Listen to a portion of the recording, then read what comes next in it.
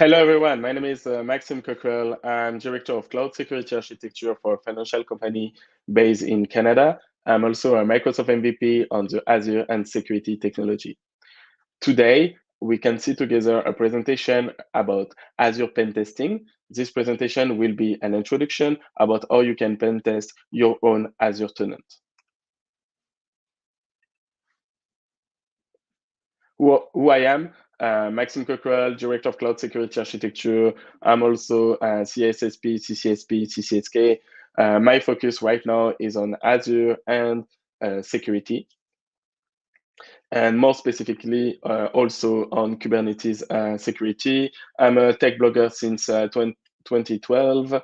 If you have any question during this presentation or after this presentation, do not hesitate to reach me on LinkedIn, on Twitter. If I can help you, that will be with pleasure.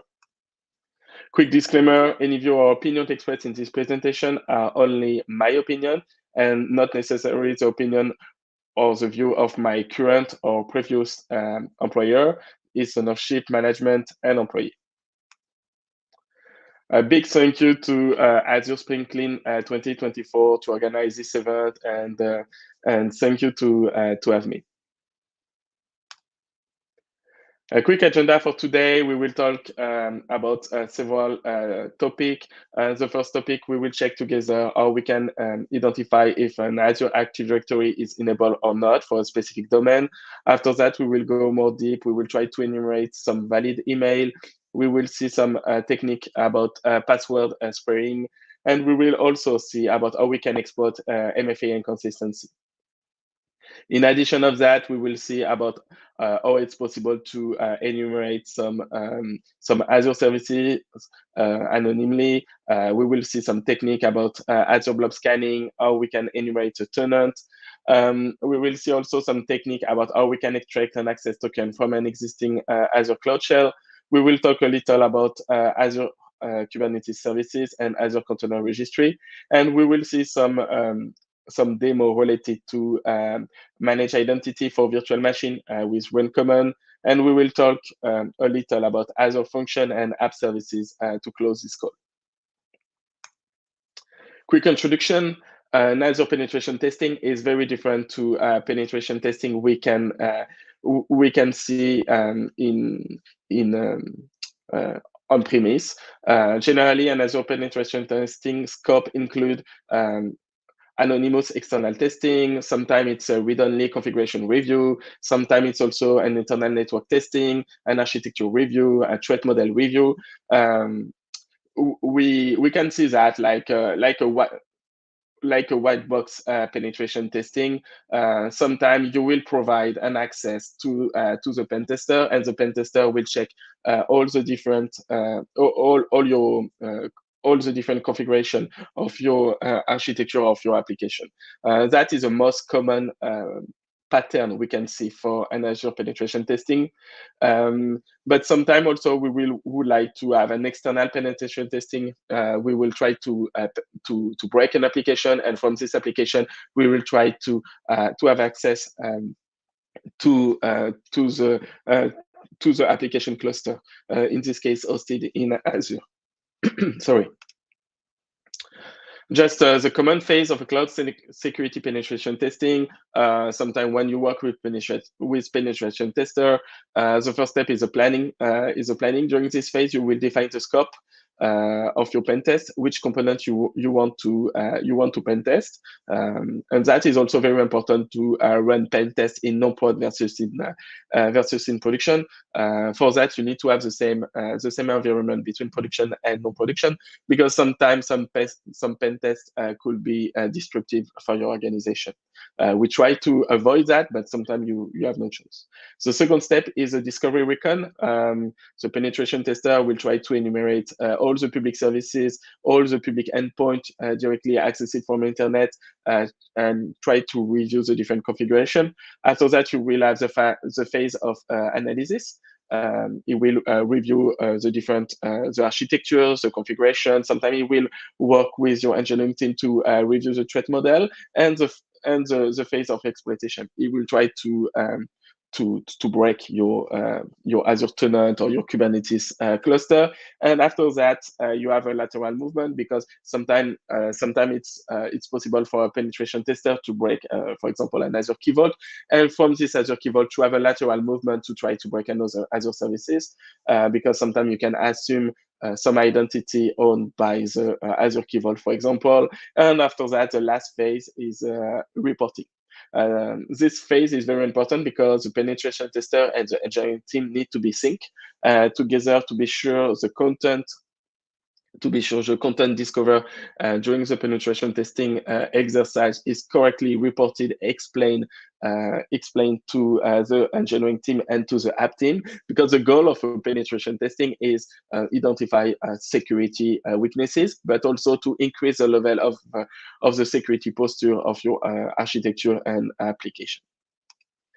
As I said before, we have three types of pen testing approach. We have black box, gray box, and white box. That is the same thing of same approach of what we can have with on-prem penetration testing.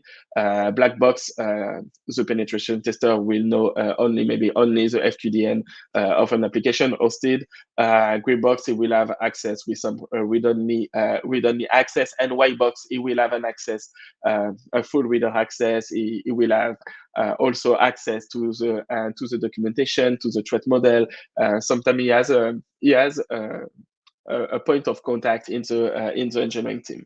The approach I recommend in this case is more a white box access for cloud penetration testing, because cloud is complex, and if you want to be sure to spend 1 week of penetration testing, sometimes you want to have a full review and not focus only to one component, for example, because a penetration tester, when he try to pen test and break your application, when you will get an access, for example, a root access or an advanced access on your architecture, sometimes it will stop because it say, okay, I broke the application and that was my goal. But in terms of cloud penetration testing, a lot of organizations like to have a full review that will be helpful for the engineering team and the application team to have an external opinion about the upcoming deployment. Also, it's very important to when you conduct a penetration testing, also a risk analysis, it's very important to remember the different threat actors, because you have multiple threat actors. You have some external, internal, and maybe internal with high privilege access, like an SRE or like a developer account. Because in function of the different threat actor, the penetration tester will assume different role. In this case, that could be an external attacker, that could be an internal attacker, or that can be someone internally in your organization with a privilege account. And that is also too important to take that in consideration. A lot of people try to forget the internal and compromise dev SRE account, but in reality, a lot of hack we can see are coming from insider.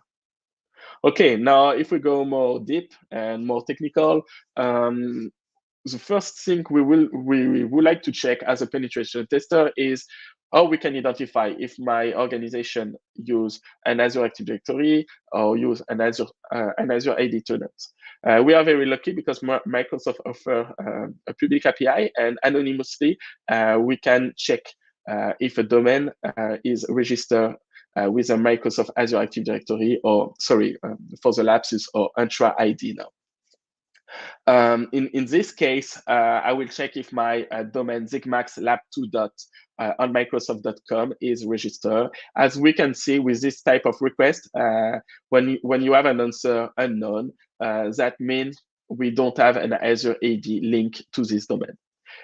Versus, in this case, I run the same command, but for my domain zigmax lab on Microsoft.com. As I can see in the output of my answer of my request, I can see the namespace type will be not unknown, but will be managed.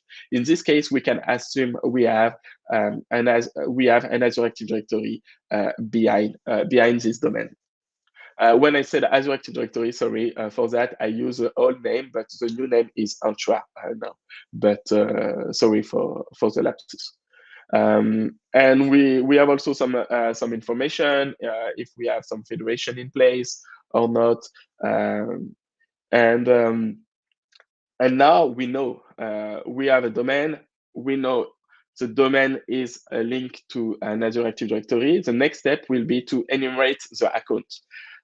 For that, we are also lucky because it's possible. Microsoft offers an API, and we can use this API to anonymously try to enumerate if the valid email, the valid account are registered to an Entra or to an Azure Active Directory. In this case, in my example, I have two users. The first user is Arthur, and the second user is Maxim.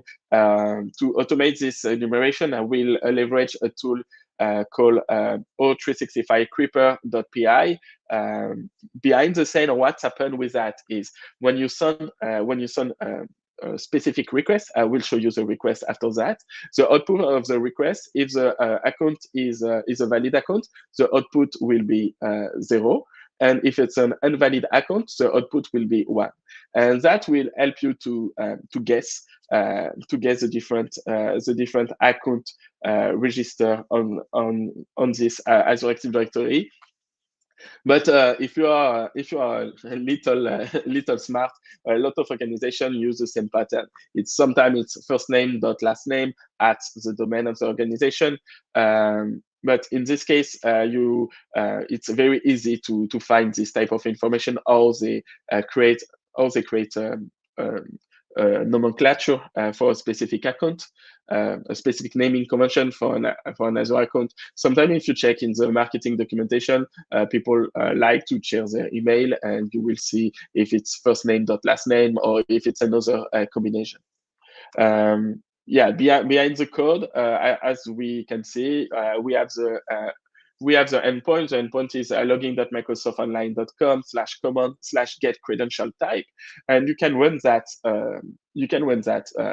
Without any account. We can run that anonymously, if I can say that. And if the output of this request is 0, that will mean the account is valid. If the output is 1, the account is not. Is not valid.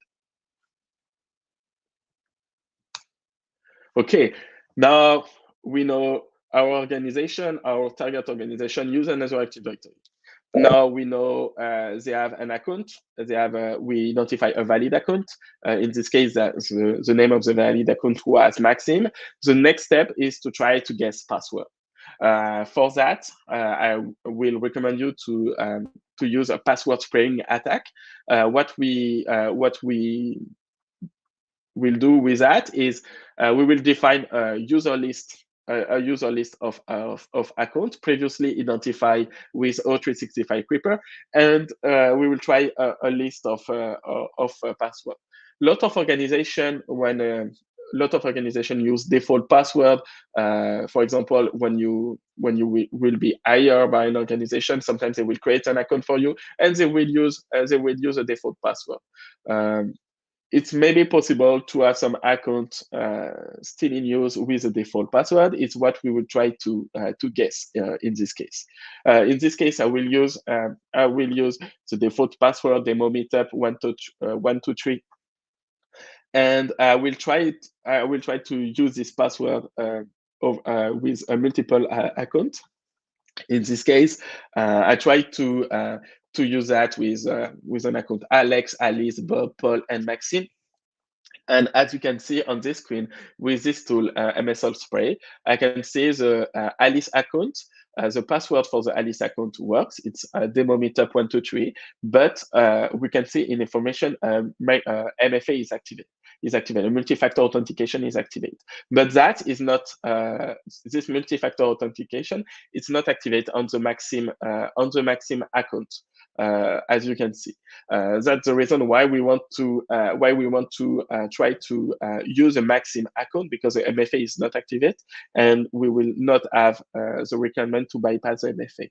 But that brings me to another point, to MFA inconsistency on Microsoft services, because sometimes MFA is not enforced across all the different all the different service used by an identity. For example, in the case of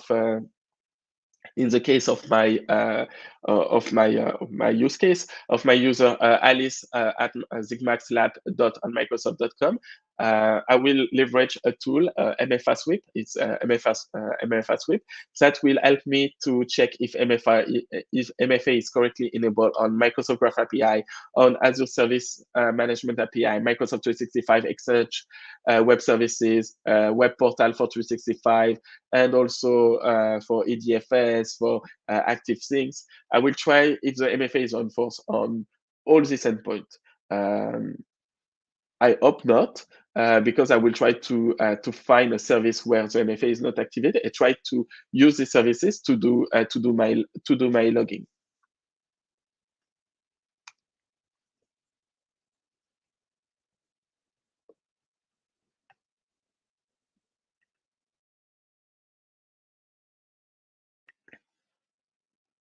Okay, now you can see another. You can see some other MFA inconsistency. We will try to identify. Okay, let me check next. Okay, another very important to know is when you are doing a penetration testing of an Azure tenant, the naming convention for all the services are the same over the different tenants. For example, that could be maxim.file.core.windows.net for a storage account file. That could be the same naming convention for blob, for queue, for table, for app services, function, database, container, instance container registry, CDN, search appliance, key vault, etc. In this case, in this phase, what we try to do is to enumerate all the Azure subdomain link to a specific organization. In this case, my domain is Zigmax Labs. I will try to identify all the subdomain configured with the name of my organization with Zigmax Lab. To do that, I use another tool. The name of this tool is Microburst. Microburst, it's like an Azure security framework created by the NetSpy company, and that will help you to automate this type of action, like enumeration of subdomain. In this case, with the enumeration of subdomain, you can also use that. Let me back. As you can see here, we have a subdomain zigmaxlab.blob.core.windows.net. That means we have a storage account behind that. But now the next step will be to try to identify if the storage account can be accessible publicly from internet without any authentication. And for that, I will try to enumerate all the blob stored in this storage account.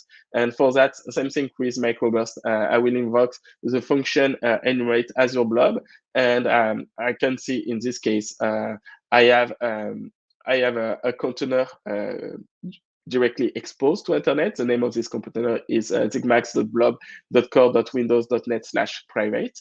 And in this case, in this private folder, with this tool, we can also try to enumerate all the files stored in this container, in this storage container. In this case, we can see for this demo, we have a txt file called credential. Yeah, and that is another example. Same thing. If you want to try to read for the name of the folder. The folder, in this case, that is a container name, storage container name. You can use a list. In my case, in my example, I use container list.txt to do that. That is similar to some tool we can see on the market, like AWS S3 Bucket Finder. That will help you to run this type of attack. Just to give you some real stats, a lot of organizations doesn't have a right governance process in place with, for example, with Azure policy to prevent public storage accounts. During a pen testing, it's very easy to find public storage container like that directly exposed to internet with some sensitive or sometimes it's configuration file stored in this storage container, but configuration files that also could be very sensitive because sometimes you have in clear text some login and password and or API endpoint with key or secret. Okay, now if you remember, we identify our organization use an Azure AD. We identify an account, in this case, the name of the account that was Maxim. The MFA is not configured for this account, Maxim. We will try to use this account to do a signing to the Microsoft Azure tenant. And the next step will be to enumerate what we have in the tenant with basic command like get easy az VM. We can identify we have two virtual machines, one Windows, one Linux virtual machine. We can also identify if we have some key vault deploy in this tenant. We will try to enumerate all the resources stored in this tenant.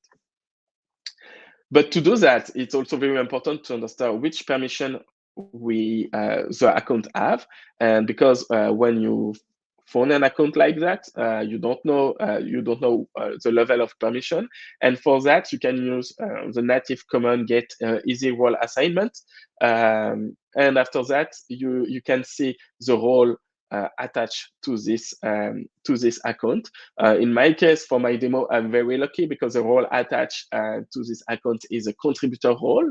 I'm very lucky to have that.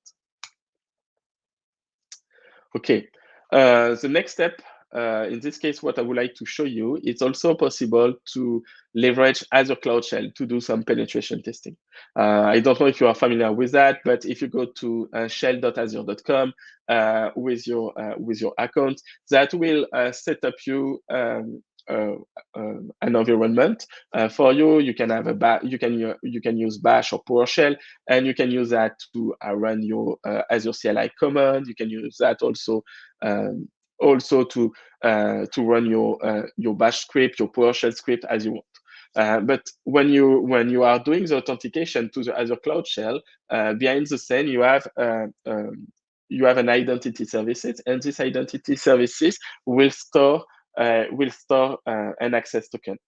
And what I would like to show you with this demo in this case, it's possible to pull the local identity service to extract the access token. In this case, you have the command on the slide. I will run that. I will pull the access token, and as an attacker, I can use this access token on my attacker virtual machine and try to run command against the Azure AD tenant with the access token. I will show you an example. In this case, that is I will use access token still in the Cloud Shell and use that to list all the subscription of the Azure AD tenant.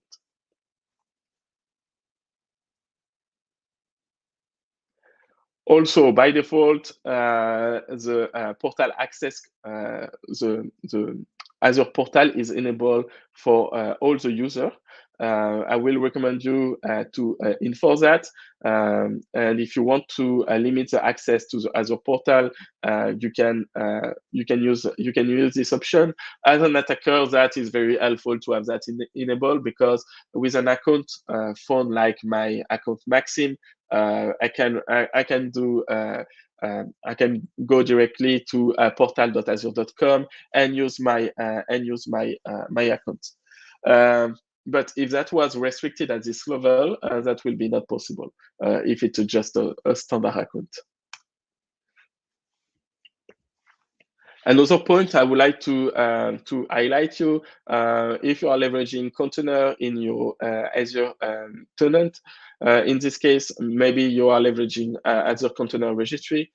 Just for your information, if you have someone in your organization with a reader access, just a reader access, it will be able to pull all the container image stored in your Azure Container Registry and try to, if the person in this case is someone of malicious, he can try to pull all the container image and try to inspect all the different container image to try to find if any secret or any sensitive value are stored in clear text inside the container image.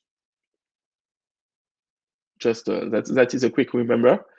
And also, it's also when you create a container registry, you can use Airbag to leverage access to the container registry.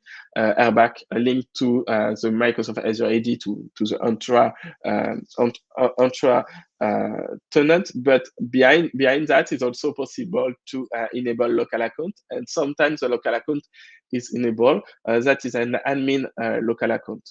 As you can see, the username and the password. If you have the right permission, you can see that directly in the Azure portal, or you can leverage Microburst to extract that, and that will automatically help you to extract the admin login and the admin password. In this case, I have an Azure Container Registry name ecrmaxim.azure.io, and my username is acrmaxim. Sorry.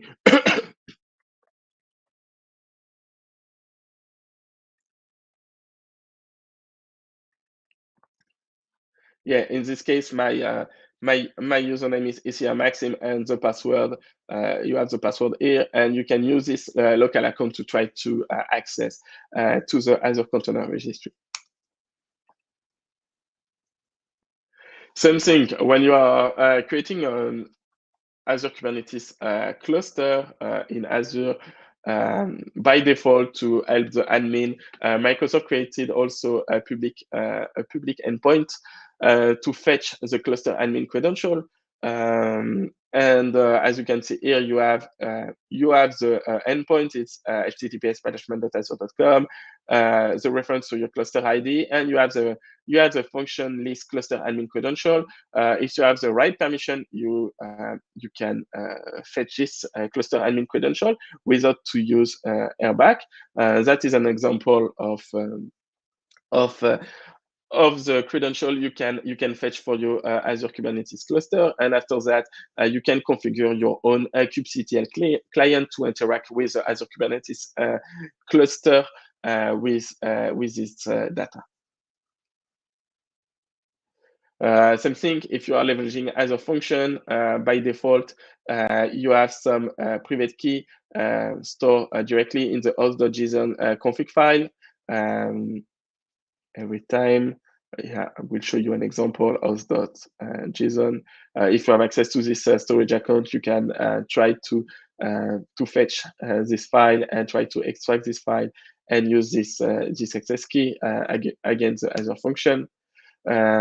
But now I would like to talk about another topic. I think this topic is very interesting. It's related to service principle, because when an attacker will compromise your Azure tenant, what you would like to do, the first thing is to try to install a backdoor, because with a backdoor in this case, that will help him to come back.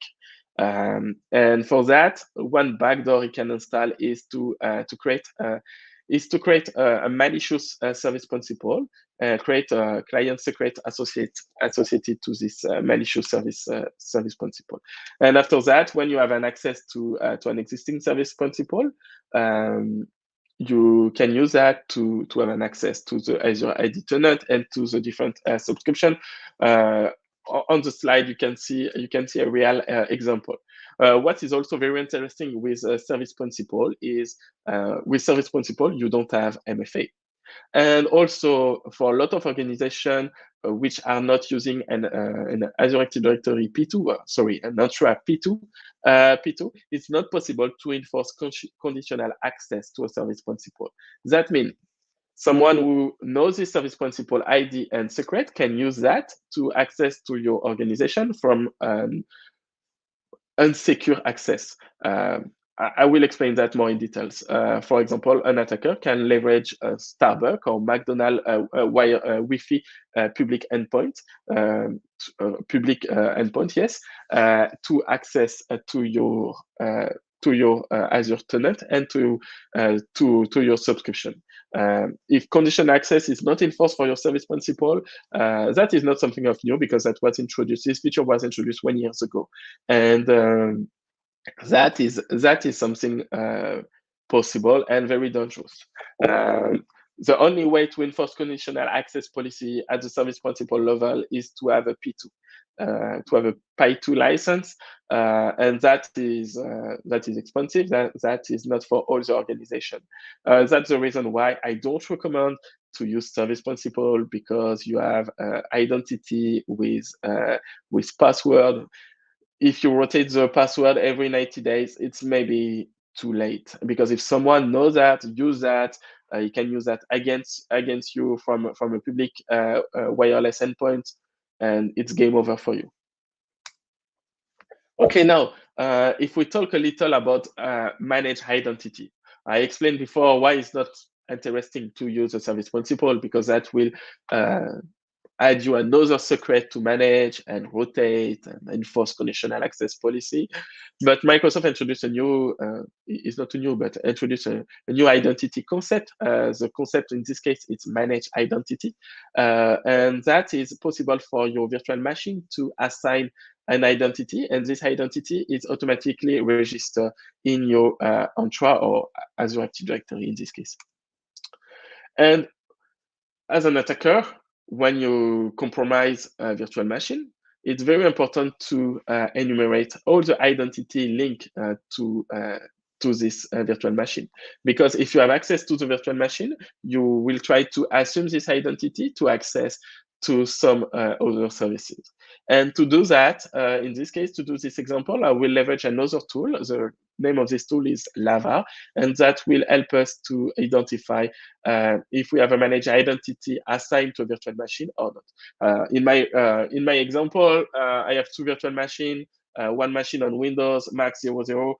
And in this case, the managed identity is not configured, but I have another virtual machine, Mac 01. As you can see, in this case, we have a system assign managed identity configured. And if I'm very malicious, I try to leverage Lava to list the permission assigned with a managed identity. In this example, as you can see, for my virtual machine Mac 01, the managed identity assigns the role behind that is owner of the subscription. If you have that in a real environment, that you have big problem because in this case, if someone compromise your virtual machine with this virtual machine, that will be able for an attacker to have access across all the subscription. And also, it's possible if you have the right permission, if you have a contributor or in this case owner permission, it's also possible to run RCE, Remand Command Execution. And for that, it's as you can see in this case, I will leverage Lava to run command and script again my virtual machine. And just to explain you how that works, Microsoft, when they deploy an Azure virtual machine for you, inside the virtual machine you have an agent, and this agent runs as root, and that will help you to use this. Lava will help you to use this agent to run command against your virtual machine. If you go to the Azure portal, the name of the command in this case is the name of not the command, but the name of the feature is run command, and you will see the run command feature will use the agent deploy in every virtual machine you have in your Azure subscription or organization. And in this case, the agent run as root, as you can see. Same thing. Same thing with Windows machine. I will explain you that in details. And what is also possible to do, as I said before, with Lava, we identify we have a virtual machine. This virtual machine use manage identity, and the identity configure the permission for the identity is owner at the subscription level. That is something of huge. As a malicious attacker, what I would like to do is to extract the access token of the managed identity service of the virtual machine and use that against the Azure tenant. For that, I will just try to call the metadata endpoint of the virtual machine and extract the access token. I will show you an example in this case. I extracted the access token. I will run a query like that, and that will help me to list the Azure subscription, and I can go more details because I have owner. I can create, delete resource. I can do that. Directly. That is an example. Another example, I will list all the resource group with the access token still on the virtual machine. And maybe I forget to specify that. When you are leveraging access token like that, you don't need to work with MFA or stuff like that, because in this case, MFA is not configured at the access token level. In this case, that's the reason why people are very interesting to why attacker people are very interesting to find access token, because they can leverage that. And bypass MFA with that, because in reality MFA is not configured for that. That is very different to human identity. Okay, as I said before, it's also possible to leverage run command. That is a feature on the Azure portal. You can leverage run command for Linux and Windows machine. As we see, as we saw before, for Linux, the agent run as root, but in this case, the agent run as anti-authority system, like root for Windows, and you can use that to run a malicious script. Okay, another very interesting thing is about data exfiltration, because by default, when you create an Azure virtual machine, the disk associated to the virtual machine is configured with a public endpoint. That means if the disk is public, someone can try to generate a disk export that will generate a URL, and this URL can be leveraged by a malicious attacker to download the disk.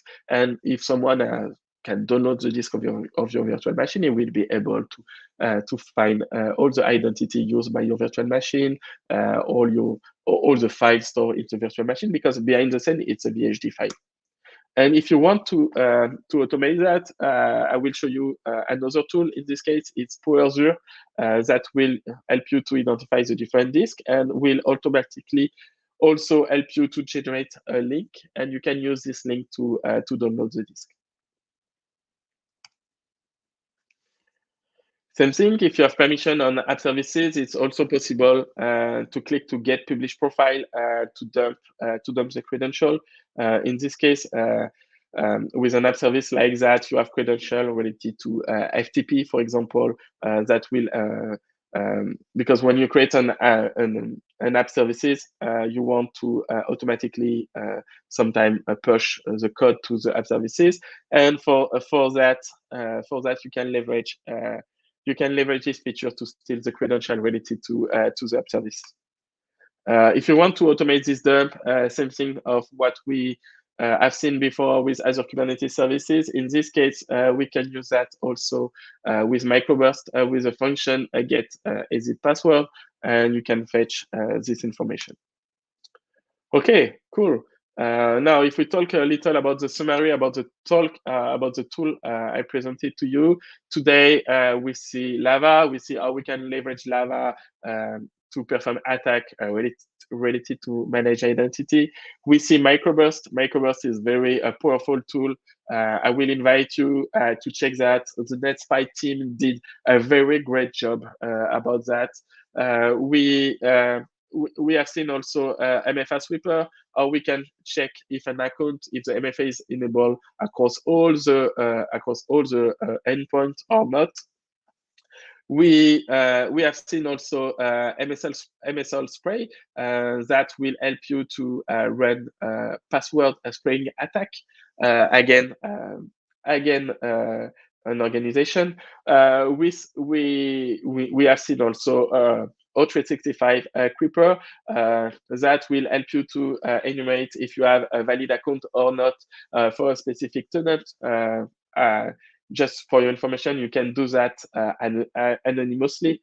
That is also a very powerful tool. But we can run the command. You can run the query manually if you want to do that. But if you want to automate that with a large volume of account, I will recommend you to use a tool like that. And we have seen also Azure, because Azure was very helpful in this case, in this specific demo, to generate a link to download a disk of a virtual machine. And if you are very interested about security for Azure, and if you speak French or understand French, I'm sorry, my course is only available in French, but I will encourage you to go to LinkedIn Learning and try to subscribe to Microsoft Azure La Sécurité course. And that is not an offensive course, but that will explain you the different concepts of the different security concept we can have with Azure. I will, in the upcoming months, I will release a new course, an offensive course against Azure. If you are interested to follow this course, I will invite you to follow me on Twitter or on LinkedIn, and I will let you know when the course will be available. Technical resource, if you want to know more, I will invite you to check the Azure Security blog.